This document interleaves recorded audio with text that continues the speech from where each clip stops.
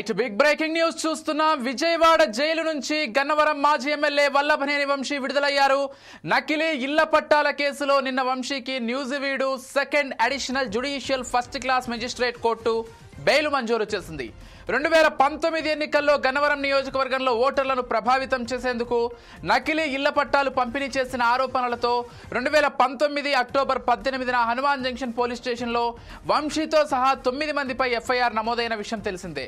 ఈ కేసుతో పాటు ఇప్పటి వరకు ఆయనపై నమోదైన భూ కబ్జా, గన్నవరంలో టీడీపీ కార్యాలయంపై దాడి, సత్యవర్ధన్ కిడ్నాప్ కేసులతో సహా అన్ని కేసుల్లో బెయిల్ రావడంతో విజయవాడ డిస్టిక్ జిల్లా జైలు నుంచి విడుదలయ్యి బయటకు వచ్చారు వంశీ.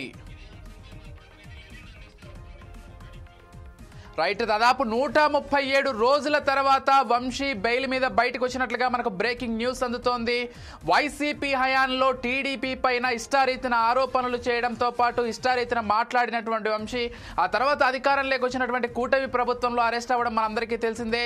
అయితే హనుమాన్ జంక్షన్లో ప్రధానంగా అక్కడ కొంత నకిలీ ఇళ్ల పట్టాలు పంపిణీ చేయడంతో 2019లోనే ఈ కేసు నమోదైంది. అయితే ఆ తర్వాత చంద్రబాబును లేకపోతే లోకేష్ను వ్యక్తిగతంగా దూషించడం కావచ్చు, లేకపోతే ఇతర కేసుల్లో కూడా అన్ని కేసులకు సంబంధించి బెయిల్ రావడంతో జిల్లా జైలు నుంచి అయితే వంశీ విడుదలైనట్లుగా తెలుస్తోంది. ఇదే అంశానికి సంబంధించి మరింత సమాచారం అందించడానికి మా ప్రతినిధి లెనిన్ ఫోన్ ద్వారా సిద్ధంగా ఉన్నారు. చెప్పండి లెనిన్.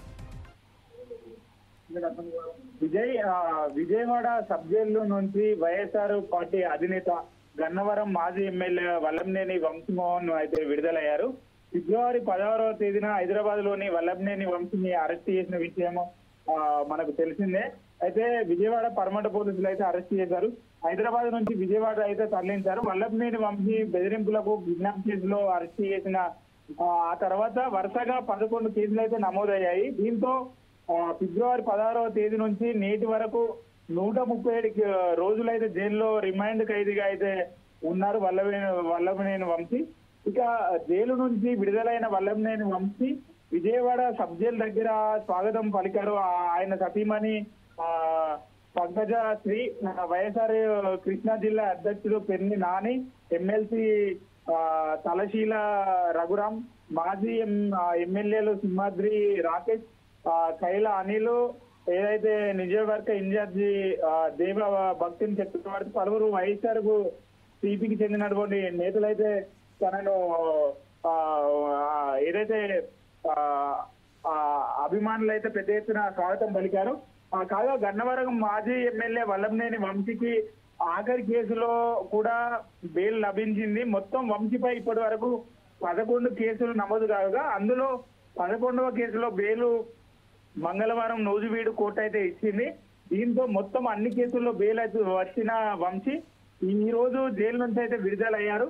అన్ని కేసుల్లో బెయిల్ మంజూరు అయిందని చెప్పేసి మనకు తెలుస్తుంది. ఇప్పటి వరకే 10 కేసుల్లో వంశీకి బెయిల్ ముందస్తు బెయిల్, కండిషన్ బెయిల్ కు వేర్వేరు కోర్టులు మంజూరు చేశాయి.